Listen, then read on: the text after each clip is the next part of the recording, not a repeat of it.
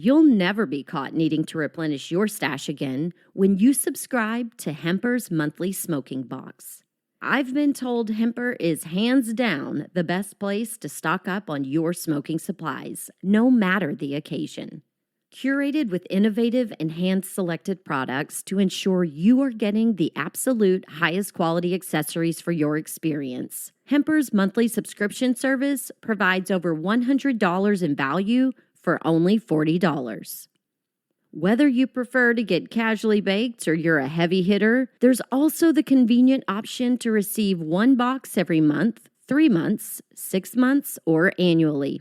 Right now, use promo code CasuallyBaked10 to get started and receive 10% off a Hemper box or the XL box at hemper.com. That's HEMPER.com.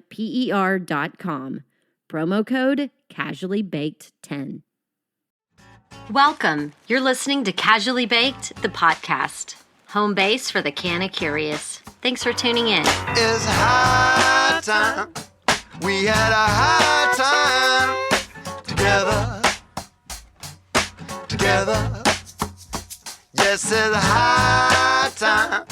We had a high time together. Hi, y'all. I'm Jo, your host and cannabis lifestyle guide.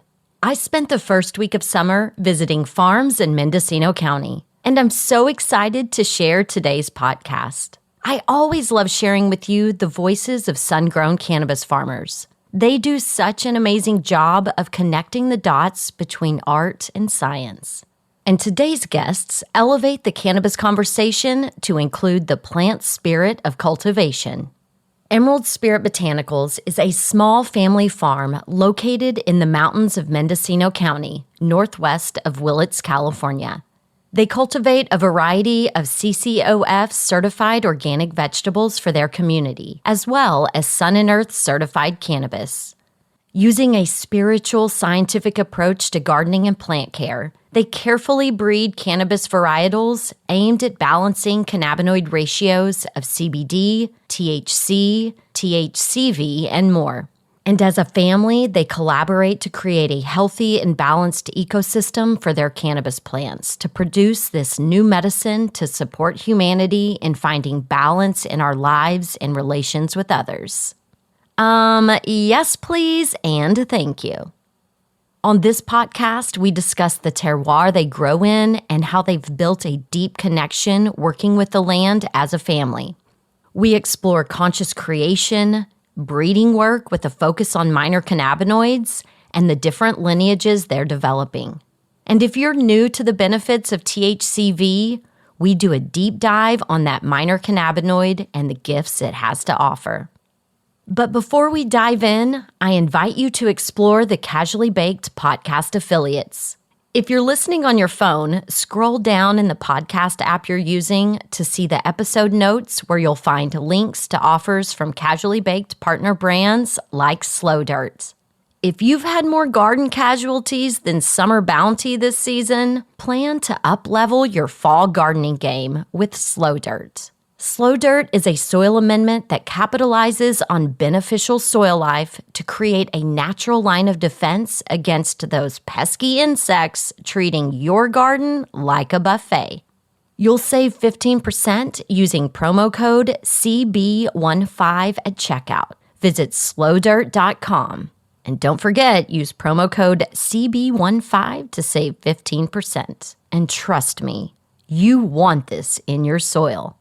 And I want to give a shout out to @Baugh himself. Thank you for making the time to leave this 5-star review on Apple Podcasts. Quote, "Tremendous. One of those podcasts that will teach you something new, especially pertaining to the wonderful world of cannabis.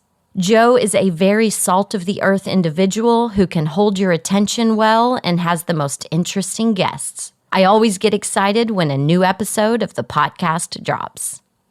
Thank you @Baugh himself. I always get excited when people are picking up what I'm putting down. And right now, I hope you'll slow down with me to enjoy this conversation with Katie, Jean, and Joseph about consciously experiencing all of the benefits nature has to offer. So smoke 'em if you got 'em and settle in. It's time to get casually baked. Have you heard? KushCon is headed to Tampa this August 6th and 7th. Get ready to network with more than 7,500 hemp and cannabis professionals, sample products from more than 300 brands, and take in over 70 educational sessions at Florida's largest hemp, CBD, and wellness trade show. And if you work in cannabis or hemp, KushCon Tampa is a rare chance to meet directly with the nation's largest distributors and retailers. Get tickets and learn more at kush.com/KushCon. And Casually Baked listeners, you'll save 50% on tickets using promo code PODCAST. That's PODCAST at kushcon.com/KushCon. It's high time. We had a high time together. Katie, Jean, Joseph, thank you both so much for taking some time out of your busy morning to sit with us and chat on Casually Baked, the podcast. Thank you. It's a pleasure to be here. We're on the patio overlooking your beautiful garden. I have been having a love affair with Mendocino County for about the last 9 months. I'm doing some work in the wine industry in Mendocino County, and I'm telling you, this is the heart of wine and weed country, Mendocino County. People don't talk about that, but it is. So talk to me a little bit about your relationship with Mendo. I mean, y'all have been here for the long haul. Yeah, I guess we have 5 generations here now in Mendocino County, so I haven't lived anywhere else, so I can't really speak to being anyplace else except that, I'm so thankful to be here, and I love it here. I love the land here, the ecosystem, the trees and the plants and the climate and the water, just how it is here. Yeah, y'all's property is in a beautiful little place. So talk to me a little bit about your terroir, what your growing climate is like. Yeah, so we're just above the Willits Valley. We're actually on the other side of the ridge from the mountain range that borders the Willits Valley, facing off to the west. So that gives us a nice coastal influence. It's a little bit cooler than the valleys traditionally are. And then we're also, because we're on the west side, as the rains come in, it drops a lot more water on this side of the range. So we're a little bit of a moisture climate. We've got a lot of redwoods on the property, kind of like a mix of fir, oak, bay, redwood, madrone, and kind of more of like a rockier clay mountain soil. And then we're amending that with goat manure and then building a lot of compost here on the land as well, using both wild and cultivated plants to kind of boost up that soil, make it a little more rich in organic matter to cultivate cannabis, vegetables, fruit trees, other medicinal herbs, to really kind of create a nice balanced ecosystem for food and medicine to all grow together. Yeah. Katie, Jean, you want to add anything to that? The only thing I would add would be just to say that we're in the Noya watershed and just to honor that water system that we are a part of, because just the other side of the hill is the Eel River watershed, and that's just a slightly different energy than the Noya. Yeah. So you saying that just makes me think about the importance for your family and this farm of combining science and spirit into everything that you do. The first time I was introduced to your flower was with the Pink Boost Goddess cultivar that has won the Emerald Cup the last couple of years. And you focusing on the minor cannabinoids. You were focusing on CBD before CBD was cool. And so talk to me a little bit about what has inspired that path for you. The plants inspire the path for me. I mean, the plants, I listen to them for direction on what they want to offer to the people. And so my work is driven by them, really. And I would say, it really first started with the CBD. And it started first with the high CBD and then with the 1-to-1 balance. First, I was so excited with the high CBD, and as I was in a plant meditation with the plant, it told me that, like, yeah, that's really special medicine too, but that really we want you right now to focus on the 1-to-1, like the balance of the THC and the CBD for the people, and that's what we want to go out to the people. Like, that's your task, is you need to get that out there for the people. It's not so much about the extremes, it's about that place of balance. So that's your task. And it's pretty straightforward. I mean, they're pretty straightforward when they talk to you. They don't always, or I guess, different plants speak to people in different ways, but oftentimes pretty direct. A couple sentences, that's your task, do it. And it may take years to do the task. Yeah. So when you are in meditation with the plants, what is that process like for you? It's a slowing down, it's a sitting down, it's a grounding, it's a getting in touch with your breath and your body and your heart. And then once you're really in touch with when I'm in touch with my heart, and then I can connect to sort of like the heart of the plants, then I can connect with them through that channel. And then communication opens. Yeah, and then you just receive. Yeah. Okay. So Joseph, tell me when you started learning from your mom, because this has been your life for all of the times. How was that transitioning as a kid who is, living off the grid basically, and then going to a public school? How was that? What did you take to school with you, and then what did you bring home? Yeah, we had a very unconventional childhood. So when I was like 3 or 4 years old, my mom got a piece of property that had nothing on it, and she put up a teepee, and it was in our little garden, and we lived in that teepee for 5 or 6 years, sleeping in the dirt and cooking food over the fire and just learning to be with the turkeys on the hillsides and, learning to identify different plants and learning the gifts that they had to offer. And that was my childhood with my brother River. We were kind of just, wild kids roaming the mountainside. It sounds fabulous. Yeah, it was pretty amazing. I didn't really realize how good it was until I grew up, and then was able to look back on those memories pretty fondly. And then I went to Waldorf school, so it was different than public school. It's really comes from the teachings of a man named Rudolf Steiner, who really spoke to the importance of spirit being woven into the education, and really trying to support each individual being to live their life from a place of freedom and love. So really kind of, instead of teaching the child what to learn, it was more of teaching the child how to learn and sort of guiding that process, instead of trying to really shape the child into what society wants it to be, allowing the child to kind of be who they are as their own unique individual. And so that was my childhood. We would do little field trips up to our little property with the class, and they'd see our little teepee, and we'd make salves. And then my mom was building a cob house.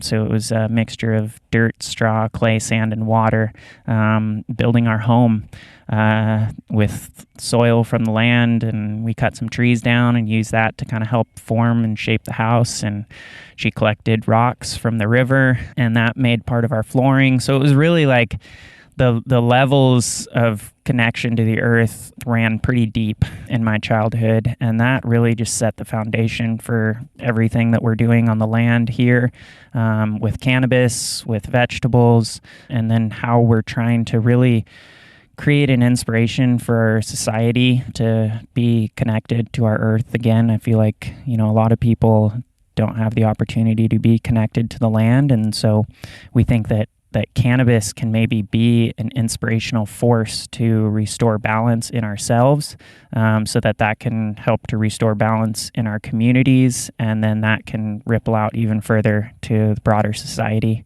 But really, it started with the little teepee. I love that. I love that. Y'all have a PhD in working with nature. Kind of, yeah. I mean, it's amazing. It's so amazing. And you were a Waldorf teacher, weren't you, at some point? I was, yeah, for maybe 8 years or so. After I kind of finished the house, I was a Waldorf kindergarten teacher. It's important to have a good kindergarten teacher. I would have loved for you to have been my kindergarten teacher. I would have just hugged you all the time. Yeah. Yeah, I loved that job. It was, it was wonderful just to be able to like receive the children, and to love them up and just to kind of support them to like, grow into the world. Yes. Yeah. I mean, yeah, we get forced into the world, I feel like. And, we were talking earlier about this idea of your quote unquote cash crop, your money maker. And you're like, no. Here, like our quote unquote cash crop, there are medicine makers. This is the medicine that we want to share with the world. And so you just bring a whole new perspective to the cannabis industry that I feel like we're starving for. We need the type of message that you have, and for people to understand the beauty of the medicine that you're bringing. One of the things that I preach all the time is that we're all precious snowflakes. What I need and what speaks to me is completely different than someone else. And so, just having the dialogue and teaching people what speaks to you, what is working for you. Like, it doesn't matter what's working for somebody else. You listen, drop into your heart.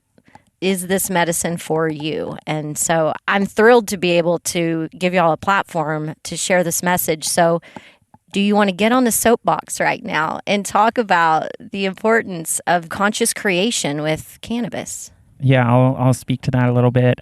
For us, one of our goals is giving an opportunity for people to connect back to the earth, like I said before. And I think one way that we can do that is by experiencing healing.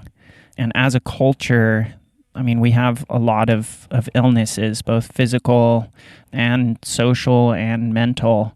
And to see that there's a plant that is growing in the earth, that is experiencing the earth at that deep core level that can offer this healing, I think there's amazing potential there to help people reconnect to themselves and to experience plant healing in a way that our culture isn't really able to experience in a lot of ways right now. And so to bring forward healing plant medicine is really at the core of what we're doing here. It's a higher priority than finances, that's for sure. And, really our approach is looking at what are these minor cannabinoids? What are these like very unique and underrepresented qualities that cannabis is ready to offer to society at this time? And how can we be stewards of this plant, and how can we listen to this plant, and how can we bring this medicine forward, and then also protect the integrity of the plant through the supply chain, because the other part of the challenge is like we can do our best on the farm to create this amazing medicine, and then the way that it's set up right now is we have to really let it go. Once it leaves the farm, we can't really have much interaction with it after that. So how do we maintain that integrity? How do we ensure that the vitality and the message that has been instilled in that plant reaches the people and is still potent? And that's something that we're working on with our brand Farm Cut, to really, preserve the quality of the flower, to do minimal processing, to keep it in an airtight jar, and really get that flower out in its most rawest, purest, potent form. But also, I think there's so many ways to bring plant medicine to the people. And, minimally processed whole flower is one way, but we're at the tip of the iceberg really on different ways to deliver this healing plant medicine. But I think it really starts at the garden. It starts with the seed. And as farmers, we really nurture it at that early time. And then we kind of have to step back and just trust that it's gonna reach the people, and the people are gonna receive it. Yeah, you saying that made me think of, I mentioned this on an episode of the podcast a couple of shows ago about Bruce Lipton talking about how our consciousness is developing from the womb to 7 years old. Like our subconscious, we are just sponges soaking everything up. How we are programmed, it's happening without anybody trying. It is just happening. And we know now through science that there is plant consciousness. There is communication between the plants, and for those who are dialed in and willing to listen and receive with people like you. And so even though you are letting the plant go when it leaves, you've programmed it. It knows what it's going out there to do. So whether this unsuspecting customer knows it or not, they are going to receive healing when they come into contact with your flower. Thank you. Yeah, that's the prayer and that's the intention, is to have all of that, the wisdom and forces of creation and the earth and the directions and all of those healing qualities and capacities woven into the medicine, that it may inspire the people to do what they're here on this beautiful planet to do, like to do their soul's work, to have that inspiration and that motivation and that determination to offer, to explore, to understand their soul's gifts and to share them and to help this planet at this time. Yeah. She's a wise woman. She is. Pretty lucky to have her as my mom. Yes. So tell me some of the special things. Last week I did a show on positive behavior change marketing in the cannabis space and knowing your competitive advantage and all of these things. And to me, it stands out like a sore thumb, like what you do different than everyone else, but I'm here and I've got to spend time with you and to witness it. So, what are some of these things that you think are ultra special about what y'all are doing or about the farm that you'd like to share? I think one thing, and maybe after I'm done, KJ, you want to add a little bit about it? I think one thing that really sets us apart is our connection with the seed and our connection with breeding work and intentionality. And you mentioned this plant consciousness concept, which I think it's so important for people to recognize that if it's a living being, there is consciousness there, whether or not you can communicate with it or not, there is consciousness there. And as human beings, we have the ability to connect with that. But for us, it's been a journey of working with that plant consciousness and developing it and getting to know it, not just with like an individual plant, but with an entire lineage and with multiple generations, and working with males and females of the cannabis plant and breeding with it and creating new life. A good metaphor that I like to think of is like if we can simplify the life cycle of a cannabis plant into a breath. And there's the inhale, which is condensing and coming together and really concentrating, and that's the seed. And then the exhale is when that seed sprouts. It begins to give itself to the world. And then we go through the summer and the plant exhales and gives itself. And you can literally smell it giving itself to the world. And then if the pollen is received by the plant, then that condensing begins and the seed is formed. And so that's the exhale to the inhale. And I think if we can use the breath as a guide and as a teacher, you can do a lot of really interesting things with breeding and listening to that as an archetype. And so on our farm, we're growing males and females. Our males are going on what we call a vision quest. They're living in native soil. They're living more in the raw, wild environment. And that's kind of more of a connection to their origin of what the cannabis plant has experienced for thousands of years before modern cultivation practices. And so the males get to remember that. And that's like connecting them to, who have they been intergenerationally for thousands of years. And then bringing it forward the way that our culture is today, and the fact that we do have to make money. We have these, amazing, luscious females that are producing these beautiful buds, and we can nurture them in this extraordinary way with compost and with other beneficial plants and creating the perfect environment for them to thrive. And then when we bring that together, you have this resiliency and this like determination to survive that's cultivated in the male. And then you have this experience of abundance that the female is able to live through. And then when you breed that together, you're able to carry those forces forward. And so we're doing that in the background with all of our plants. And then with different lineages, we're focusing on minor cannabinoids. We're focusing on THCV with the Pink Boost Goddess and trying to bring that into a one-to-one balance with THC and THCV. And then we have Harmony Rose, which is a one-to-one THC to CBD. And then we're also playing around with another varietal. We're calling it 4 Directions. We're trying to get a balanced ratio of 4 different cannabinoids. So that's THC, CBD, THCV, and CBDV, all in a balanced relationship with each other. That's where we're looking at going. We haven't succeeded in that yet, but it's kind of like a next step that we're really excited about.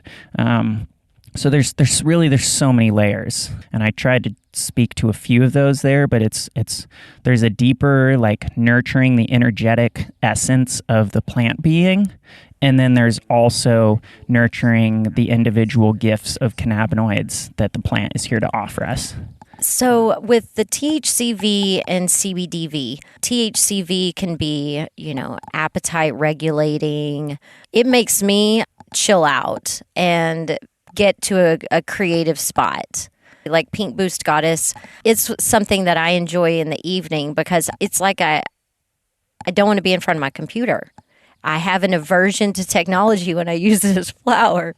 And so I had originally thought I was going to get it and use it during the day while I was working and then, just kind of curb any munchies I might get. But it was just like, no, this is not how you and I are going to hang out. So I use Pink Boost Goddess differently than I think a lot of other people do.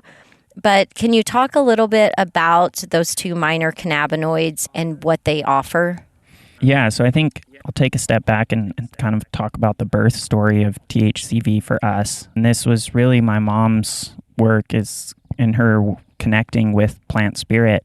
Mom came to Plant Spirit and asked, what does cannabis have to offer right now that can support humanity at this time? And while asking that question was doing breeding work and kind of THCV really came forward and presented itself in a pretty powerful way.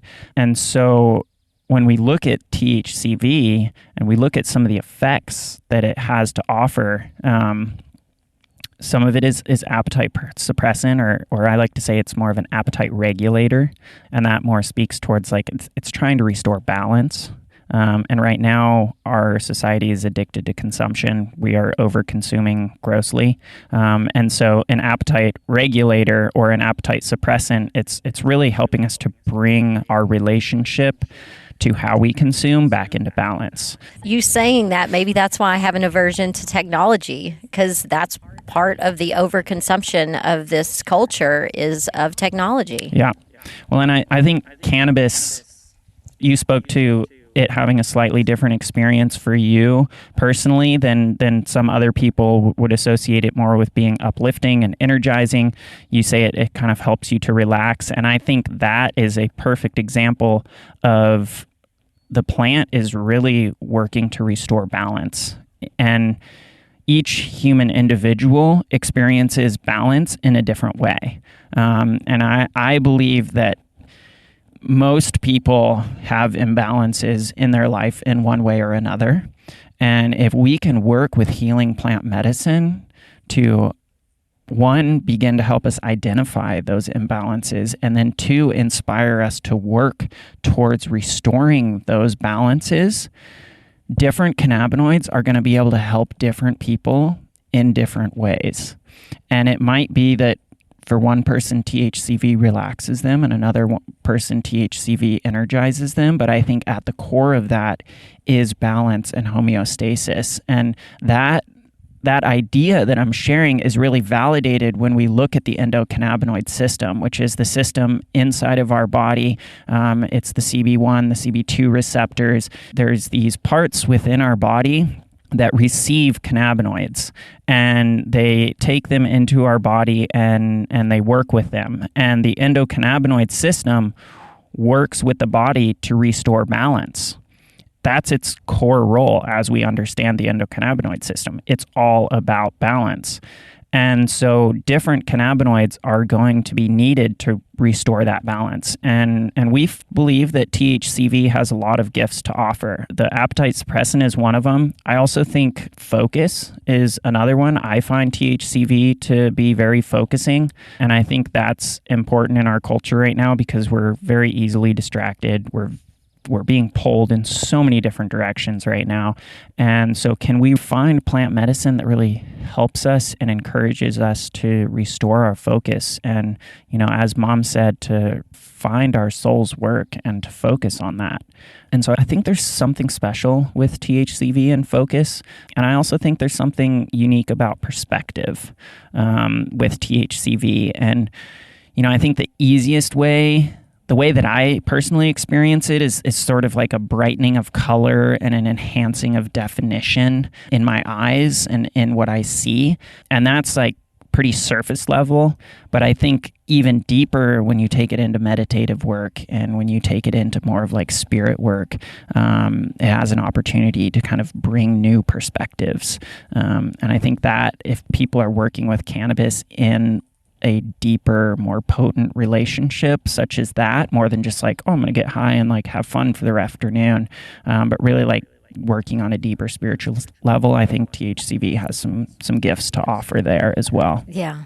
Doing the work of being a better human and living your life's purpose, it takes so much effort. I don't really need help from cannabis to sleep at night because I'm exhausted at the end of every day. Being present, doing the work of being a conscious human and trying to shine light into the world.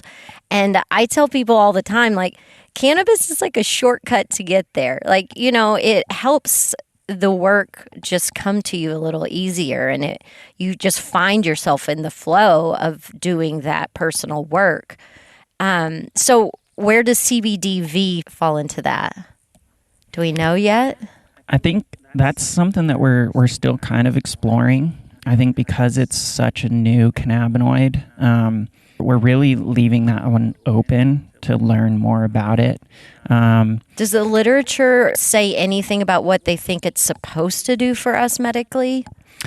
I've seen some literature talking that it can be like supporting as like an anticonvulsant and helping with like seizure work, but I think there's a lot of cannabinoids that do that.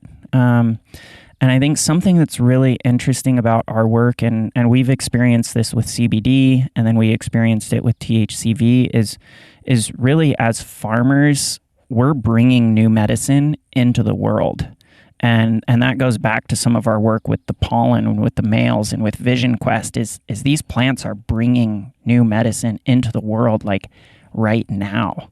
And we are learning in live time what this medicine has to offer for us. And so for us, CBDV is one of the next cannabinoids that we're looking at.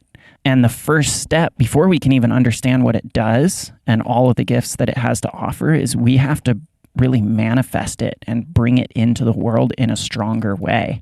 And so that's where we're at right now. Yeah. That's very exciting. When you were talking about the brightness of the THCV, the first time I smoked a 1-to-1 THC CBD flower, I felt like I was seeing in Technicolor. And I kind of felt like my peripheral vision was a little wider. It just was really strange. But now that you say that, I'm like, maybe I was experiencing that. Yeah. I think, there's so many unique gifts that plant medicine has to offer. And I think one of the challenges that we have as cannabis consumers is to slow down when we're consuming cannabis and to not just like smoke it to get high and enjoy ourselves, but to consciously consume cannabis. And, it's something that a good friend of mine told me when I was in college at UC Santa Cruz. She challenged me. She's like, before you take your bong hit, because I was a heavy smoker at the time. She's like, before you take your bong hit or before you smoke, just take a deep breath and feel yourself before you smoke, and then be consciously aware of how that hit changes you. And you can really go down the rabbit hole with that one. And there's a lot of self-exploration that can be done there. And you can look at, like, am I using cannabis to hide something, to bandage something, to mask something, to become better at something, to grow into my higher self or my better self? Like, there's so many different ways that cannabis is being used right now. And I encourage everybody to really just pause and take that deep breath and experience yourself before and after that hit. And that will help us as farmers also better understand the minor effects of these cannabinoids too, because we're anxious to learn more and hear the feedback from the people of, like, what is this medicine doing to you? Yeah. So speaking of getting feedback from the people, how do people connect with you to let you know how your medicine makes them feel? How do you get that feedback? We get that feedback. Sometimes it's through Instagram. Sometimes it's through emails. Our website, emeraldspiritbotanicals.com, has contact info that people can reach out to us. Or I do get a lot of DMs on Instagram that's like, hey, I just tried your Pink Boost Goddess flower. That's usually what we get a lot of feedback about, because it's THCV, it's new, and people are like, oh my gosh, I just tried your Pink Boost Goddess, and it was amazing. I had these effects. I love that. Yeah, and I whenever I go out into the world and do little demos or am at events, I'm always asking people, like, what was your experience with Pink Boost Goddess? And when I explain it to a new customer, I kind of draw from what I call shared experiences, because I recognize that each individual is going to experience cannabis slightly differently. But when we find shared experiences that larger cohorts of the population are experiencing, then I can confidently say, like, these are some general effects that you can expect. But I also don't want to limit what your experience is by shaping it before you experience cannabis. So right. There's kind of a balance there. Yeah. But I do like the idea of people just reaching directly out to the farms, talking to your farmer, getting to know your farmer versus, going to Weed Maps or something and leaving your review of a cultivar. Like, have that one-on-one connection with the farm that's making your medicine. I think that just boosts the connection even more. Yeah, I have made a lot of really good friends with people around California that have tried our flower, and that's grown into great partnerships. That's grown into, like, I'm on the road, I'm traveling, and who knows, I might hit you up and say, hey, can I spend the night at your house, and we'll, like, hang out and smoke a joint of Pink Boost Goddess and talk about it. So you never know. Like, shoot me an email, shoot me a message, and I might be knocking at your door asking for a couch to sleep on. I love it. That's awesome. So with the work that you're doing, focusing on these minor cannabinoids, what does that look like on a day-to-day basis for you here on the farm? Well, at this right now, here we are in at the summer solstice, and so I started the seeds in March, and they've been growing up, and then after the seeds express their gender, then I'll top each of the plant, and I'll take a sample and I'll dry that, and I'll send that off to the lab to get a picture into the medicinal content of the plant. It's called vegetative ratio testing. I sent samples off quite a while ago now, and I'm just waiting for the labs. They kind of come trickling in. It's always a slow process. When I get these results in, it just kind of gives me a window into what cannabinoids are present in the plant at the time. And depending on what cannabinoid I'm working with, they kind of move differently in the plants. And so, for example, like THC and CBD ratios, they're pretty set in the plant. So it's going to be, that ratio isn't going to really change much at all. THCV works differently, and it's pretty new. There's not a lot of people doing it, and I've actually seen pretty different things show up, so I can't all the way wrap my head around, there's still a lot of mysteries around it, actually. At this time, I'm kind of waiting to get these results to see, like, okay, which plants have these higher numbers of THCV, because that's what I'm curious about that, and that's what I'm trying to support right now. That's sort of one of my curiosities, and working with the plants at this time is what's going to happen there. So selecting those plants, And so they're in pots right now. And so once you get the results back and you're like, okay, these are the ones, then those you put them in the ground? Okay. Yeah, and I have some, already planted. But yeah, also once I get those results, then I'll grow out those plants. And then I'm also looking for other cannabinoids as well. And so that tool gives me a window into the plants in that sort of way instead of just working from a place of intuition. Yeah, because you can work off intuition all the time, but then by having the science to back it up, you have a lot more respect, not just thinking it's all woo-woo, because it is art and science. Right. Yeah, it's art and science. Yeah. Well, let me ask y'all a question. As a family farm, I am moving to Texas, and I'm going to be living on the ranch where I was born and raised. I left in 1994, and I have not been back for more than a few days at a time ever since. So I'm about to move back and start working with my dad and uncles on our family's ranch. So what advice do you have for working with the land and your family? Yeah, I think something that's really important to practice when you're working with your family is to really just recognize each of us has our own individual gifts that we can offer to the larger collective unit. And to really focus on those gifts with each individual and to give them opportunities to be in that space. And so, like, for example, on our farm, I'm a public speaker. I'm good with words. If you've noticed on this podcast, I've spoken for the majority of it. I love hearing from my mom, but as she said, she's someone who connects more with plants than with people. And, to be able to drop in and connect on that deeper spiritual level, that's really where my mom shines. And she's able to both intuitively and scientifically connect with the plants in a way that I'm not as practiced, I'm not as developed in that. I can articulate the process that she's doing better than she probably can articulate that process, but she's physically doing that process better than I could physically do that process. And so really we're able to shine in our own individual roles. And so instead of like nagging at another individual of, oh, you don't do that very good. Great. Well, then don't ask them to do that very much. Like, sure, somebody might have to step in and kind of be a substitute and fill a role momentarily, but really finding where each person shines and making sure that they're in that role as much as they possibly can. And so that's really, I think, has been the part of the success to our family farm is instead of, talking each other down on what we're not good at, it's really just like, okay, you're good at that. Let's make sure that you're spending as much of your time doing those things as you can.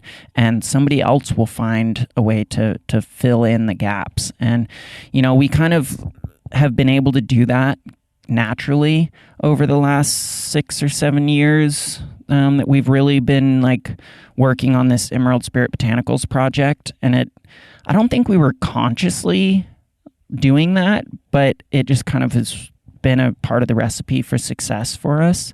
And, so my brother holds his specific roles. He's a very practical, grounded, hardworking individual. And as he likes to say, he's like, yeah, if there's something that's broken, I'll fix it. If the fence is damaged, I'll fix it. If there's some practical things that need to be done in the garden, he's very good at just taking on the task and completing it all the way through. And he's a very hands-on individual.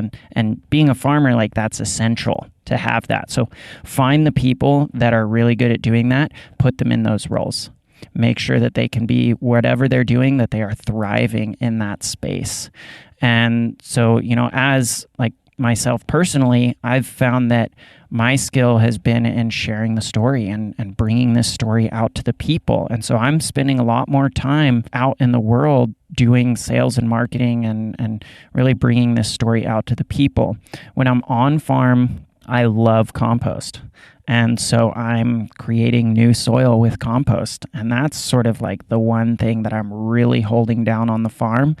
Mom's holding down a lot more of the breeding, the plant care, and then my brother's kind of helping just with a lot of the different practical roles. Mom can say, hey, I need help doing this, and he can get it done.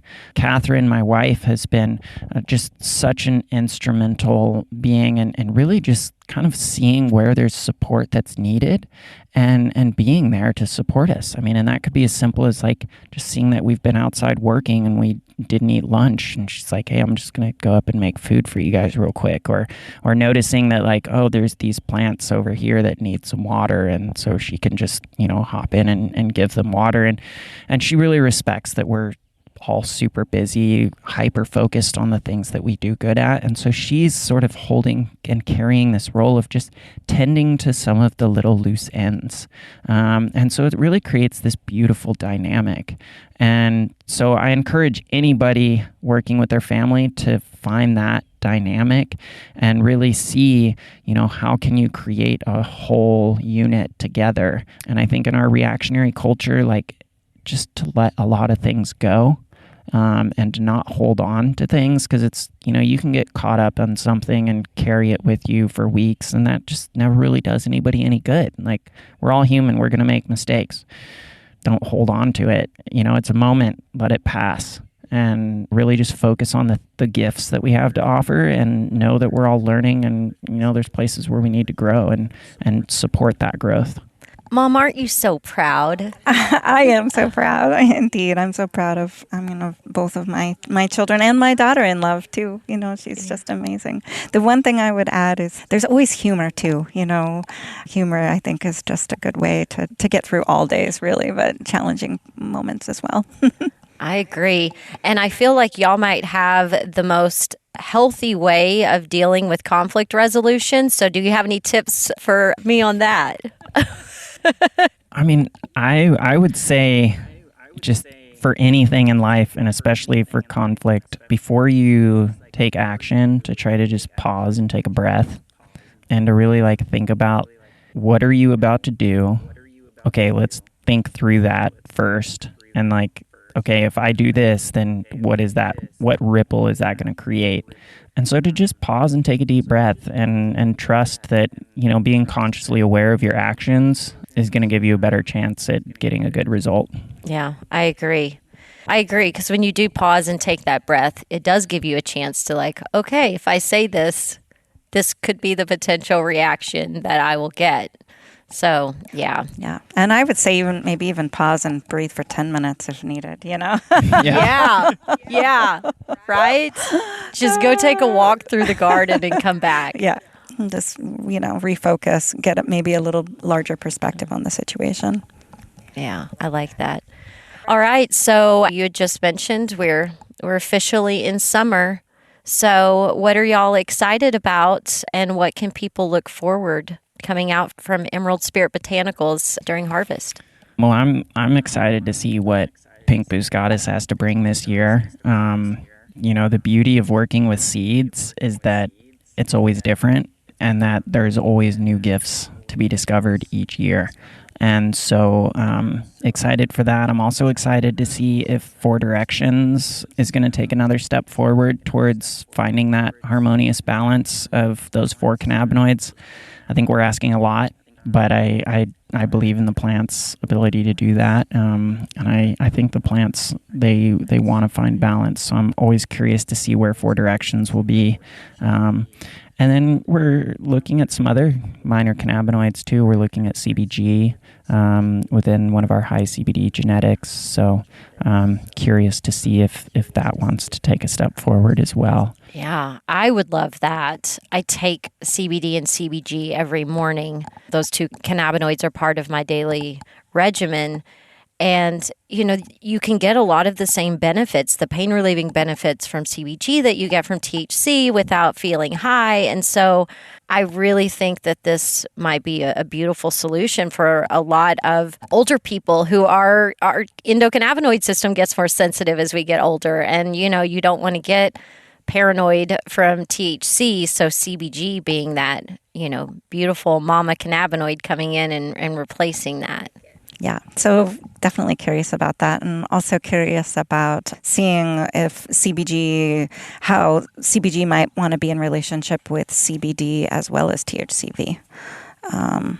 So we'll see. We're just in this waiting game right now, and also, this I guess won't go out to the people as directly, but I'm always excited for the seeds to come from this year. Not just the flower that's going to come, but all the new seeds that are going to come from this year that will then be the following year's flower. So that's always really exciting for me. I remember listening to you talk at the Emerald Cup, and you just being so eloquent, even though I know you don't think that you're a good speaker, but talking about the love affair that you have with the male plants and getting those seeds and nurturing them. And then I don't even know what I would call it, where you're offering the pollen to the females and being like, do you want this? Do you not want this? Like, it's up to you. I'll let y'all decide.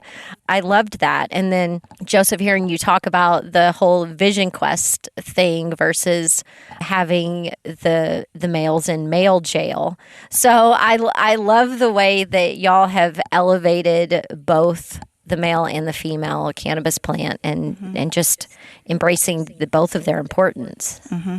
And, in cannabis as an annual plant, it's like one of its greatest desires as an annual plant is to produce seed. So that's like honors the being of the plant for it to be able to go through that process. Yeah, it's beautiful. Yeah. Now, one thing I didn't ask you when you were talking about Pink Boost Goddess and the THCV, what is that percentage now? Because I know it's the highest THCV percentage in any cannabis flower that's been tested. So what is that? What's the percentage? I believe the highest percentage, it's almost at 11. I want to say it's like 10.95 or something like that from last year. And so we'll see, how it's going to show up this year. And I'm always curious too of like how stable it is within the different seed lots too, because that is is it really landed here? Is it like, can we get like seed lots that are actually stabilized in that ratio? So just a lot of curiosity there. But that's where the levels were at from last year's harvest. I love that. Yeah, I think on average, we're seeing like around 7 to 8%. And then we have, outliers. And so, we've seen as high as almost 11%. And then, we're also seeing some that are coming in lower, more like 5%. But on average, I think, 7, maybe 8% is about where we're like stable. And then, of course, we're trying to bring that up, that stable number a little bit higher, but there's always unicorns too. So we'll see what sort of unicorns come to the garden this year and what gifts they want to offer. And that's the fun part of walking through your garden is that everything is together. The vegetables and the flowers and the fruit trees and the cannabis, they're all just intermingling, and like seeing those few plants that are right beside those beautiful fragrant roses. I'm just like, all of these things just create such a nuanced profile for each of them. I would smoke my face off. I'm like, but what is this one? But what does this one do? So yeah, y'all have a very fun job. I know it's hard work, but y'all do it beautifully. So thank you for sharing your gift with us. Yeah, thank you. Yeah, thank you. Yeah. Now, if people want to connect with you on social media to potentially give you a couch to sleep on, where can they find you? What's your handle? So on Instagram, we are at Emerald Spirit Botanicals. And then our flower is going out through a few different brands. So you can try our flower through a few different ways. We have Farm Cut, which is minimally processed flower. So that's not heavily trimmed. We leave a little bit of the sugar leaf on, and that protects the terpene. Yep. One of my favorites. Yep. So Farm Cut is whole flower. Cosmic View offers a tincture. That's the Pink Boost Goddess THCV tincture, and then it also has some of the passion flower from our farm. And that's a beautiful mom and daughter duo. So that's fun. Family to family collaboration. Yep. Yeah, and then we've partnered with a few different dispensaries to kind of have it in their house brand. So Soulful in Sebastopol and Santa Rosa carries both our Pink Boost and our Harmony Rose. Cure Mendocino is a dispensary that's more local to Mendocino County. And then in San Diego, Torrey Holistics carries our Harmony Rose in their house brand. And then we've just opened up some new partnerships. Garden Society is doing some pre-rolls for us, and those are about to launch. I think they launch tomorrow. Oh, okay. Congratulations. So that's up and coming. And then Chemistry is doing a Harmony Rose 1-to-1 vape pen. So for people that like more of the concentrates, we're branching out into that. And then they're also doing an infused pre-roll. So we chose not to launch like a personal Emerald Spirit brand, but really to try to collaborate with other brands and to help to elevate brands with our minor cannabinoids, just because we really believe in collaboration and trying to elevate each other through collaboration. That's awesome. And all of those brands that you mentioned are very well respected in California. So kudos to y'all. Yeah, thank you. All right. Well, thank you so much for hosting me and for sharing a little bit of your world with the Casually Baked Tribe. Thank you. Yeah, thank you.